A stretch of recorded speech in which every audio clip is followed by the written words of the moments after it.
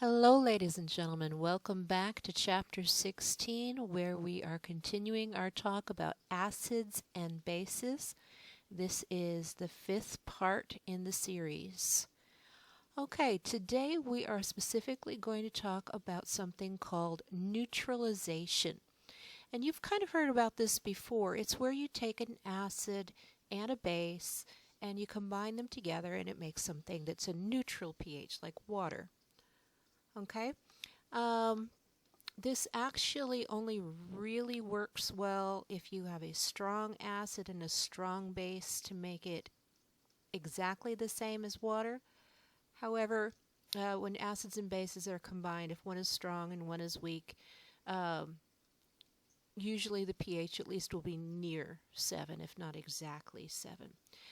Um, Now, by strong acid or strong base, that means that they easily lose their ions. It doesn't mean that it's concentrated, that there's a lot of it. It means that they lose that hydrogen, or if you want, the protons, or gain the electrons and those things easily, that it happens without much effort on their part. Okay, so neutralization, it's not acidic, it's not basic anymore, it's somewhere in between. Now, in this process of neutralization, the reason it becomes harmless, well, or at least not acid or base, is because it forms a salt generally. And that's a substance where the anion, remember the negative ion of an acid, so that would be over on the right side of the periodic chart, and the cation, remember that T is a positive ion, so T plus positive. Okay? And they combine together and they'll make a salt. Now, when we hear the word salt in everyday life, we always think sodium chloride, NaCl. NaCl, sodium chloride, is a salt, but there are actually many, many other different kinds. So, for example, you have in this version a chemical reaction between sodium hydroxide and sulfuric acid, and it makes sodium sulfate and water. Okay, the NaOH, if you notice you got that OH on there, this is the base. Okay, so if you look up here, okay, the positive ion of the base, that would be right here, the sodium, just like in sodium chloride. Okay, H2SO4 is the acid. Okay, the anion, the negative part, that's the sulfate. It's a polyatomic ion right here. Okay, SO4. Okay, so the sodium and the sulfate react together and form Na2SO4, which is a salt. It is not sodium chloride. Please don't ever try to eat it. And it will make water. So you're taking an acid and a base, and you're ending up with salt and water. So it neutralizes it. The salt is not reactive, and water, as you know, is neutral. Okay, now this neutralization leads to something called titration. Okay, this is where you have a controlled neutralization reaction. Okay, so you have two substances, you're going to make them neutral. One's an acid, one's a base. You use a known solution, knowing how concentrated it is, to determine an unknown concentration. Okay, so you have one that's known, one that's unknown, and you're going to neutralize them to figure out what the concentration of the unknown is. And that's represented right here. You have the molarity and the volume of the first substance, in this case the known, when they're multiplied together, equals the molarity times the volume of an unknown substance. Sometimes you'll see this as M1V1, M2V2. It's the same thing. One is known, one is unknown. Okay? It's a very simple process. It sounds really complicated. It's a simple process, and kindly, it's a simple formula. Okay? So, what you are about to see is the actual titration process. And remember, you're taking a known solution concentration and you're figuring out an unknown. It might be something that somebody mixed up, or there's various scenarios, but you don't know the exact concentration of it. It might be a time where you need to know it exact, like if you're doing a chemical reaction and need to know how much of something to get something else, like we did in stoichiometry without the math. Okay? So titration is an experimental way to figure that out. So here you go.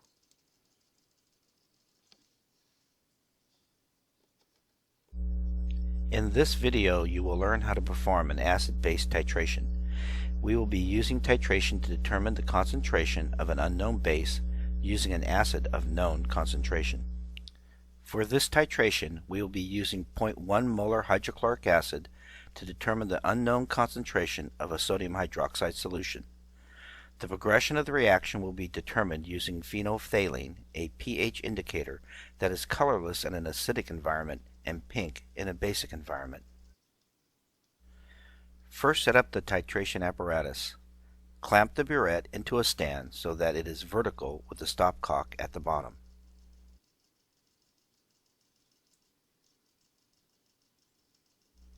Make certain the stopcock is in the closed position. It is closed when it is turned perpendicular to the burette. Using a funnel or pipette, fill the burette with the base of unknown concentration. In this case, we are using a sodium hydroxide solution.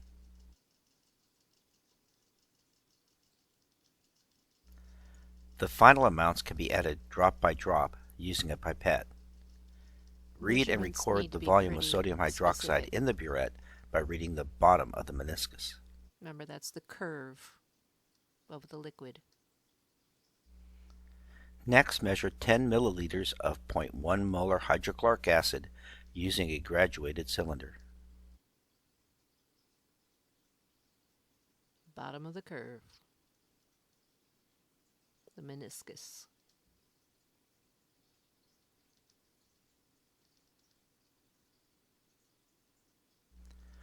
Pour the 10 milliliters of hydrochloric acid into a flask.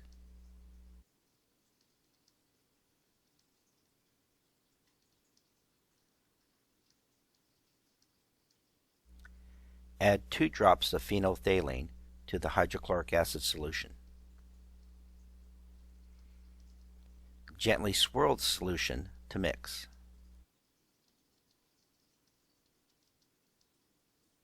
Place the flask directly under the burette. Then place a white background, such as a piece of paper, under the flask to help detect color changes in the solution. Slowly add the sodium hydroxide solution to the flask by turning the stopcock parallel to the burette. The hydrochloric acid solution should initially turn pink, which then disappears upon stirring or swirling. Continue to add the sodium hydroxide solution until the pink color takes longer to fade. Then add the sodium hydroxide solution in single drops, making sure that each drop is thoroughly mixed before adding the next. Continue to add sodium hydroxide 1 drop at a time until the hydrochloric acid solution stays pink, indicating that the acid has been neutralized. Read the volume of the sodium hydroxide on the burette and record this amount in your lab notebook. The entire titration should be repeated 2 more times, and then calculate the mean or average volume of the sodium hydroxide solution required to neutralize the hydrochloric acid. So we're going to do the calculation titrations. The formula you're going to use is M1V1 equals M2V2. So in doing a titration, you're going to set up one side of the equation and solve for the other. So by doing parentheses and plugging in what you know. So what is known. So that's 0.01 molar HCl. We know that molar concentration, and we know that we have 10 mils of it. And we know that we're used 6.6 mils, and we will solve for M1. So if we divide this side by 6.6 mils, divide this by 6.6 mils, so this would be M1 equals 0.1 molar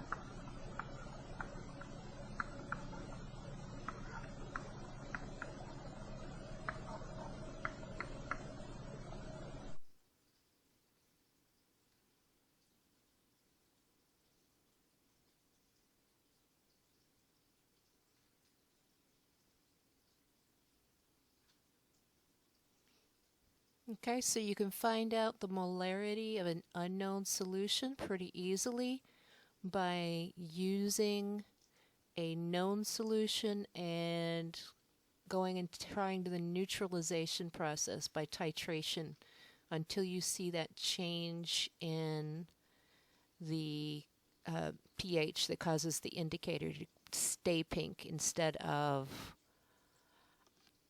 being clear in the case of phenolphthalein. Okay, so indicators are useful. You would then know the solution molarity for the rest of the solution, and you would be able to use it accordingly. Okay, so until next time.